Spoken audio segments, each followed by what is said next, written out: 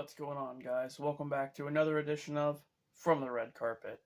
On today's episode, a lot of MCU news, including the casting for Doctor Doom.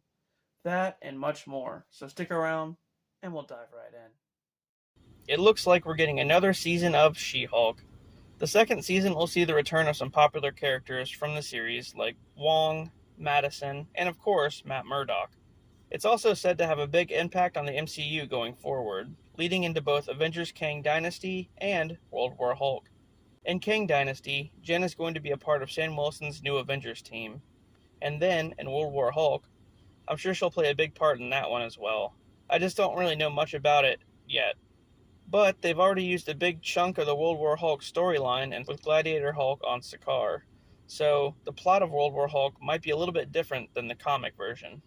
And it'll feature a lot of different Hulks. The original one, SheHulk, Scar, and even Red Hulk.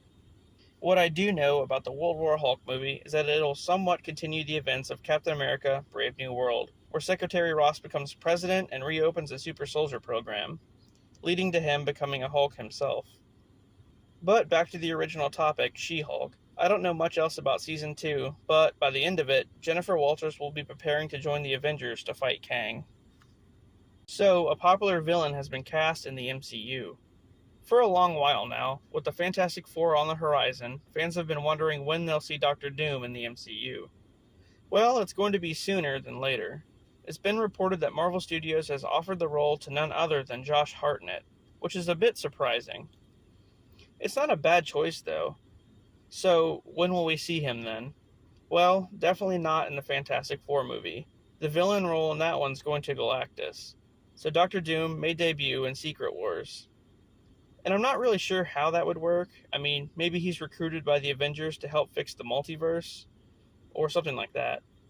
Victor Von Doom is every bit as smart as Reed Richards, and we already know that Reed Richards is playing a pivotal role in that film. So maybe Doom is brought in and starts off good, and then goes bad by the end of the movie or something.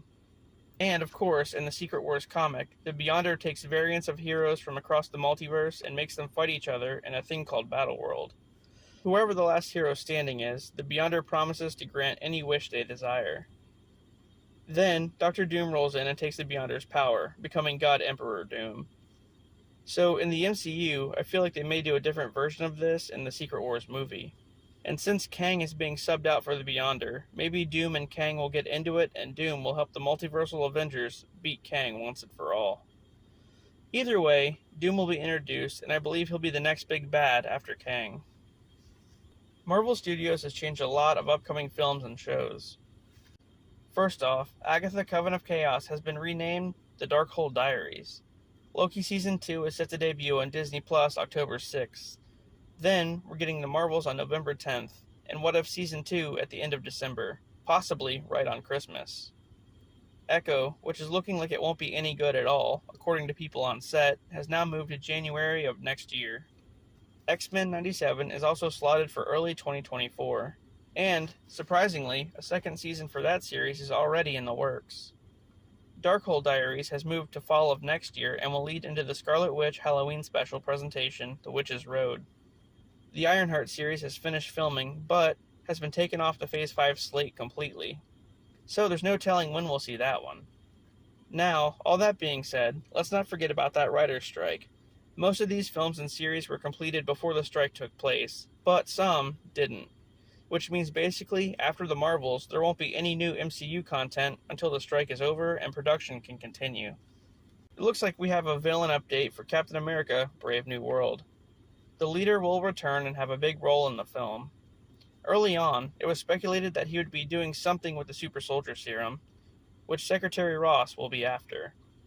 Now, it looks like the leader will be working alongside the Serpent Society, a villain group appearing in the film. He'll be supplying the team with biotech that'll eventually give them their powers. And let's not forget, Seth Rollins is on the team. But it's been reported that the team will only be appearing in the beginning of the film, kind of like how Crossbones was only in the beginning of Civil War. As far as Secretary Ross goes, we know he becomes Red Hulk. In the movie, Ross has a heart attack and is given She-Hulk's blood by the leader, which then turns him into Red Hulk. Another new piece of news is about Isaiah Bradley. He was once Captain America way back in the day, like we learned in Falcon and the Winter Soldier. But in this movie, he'll be suiting up once again, so that's a thing. The Batman 2 has an update.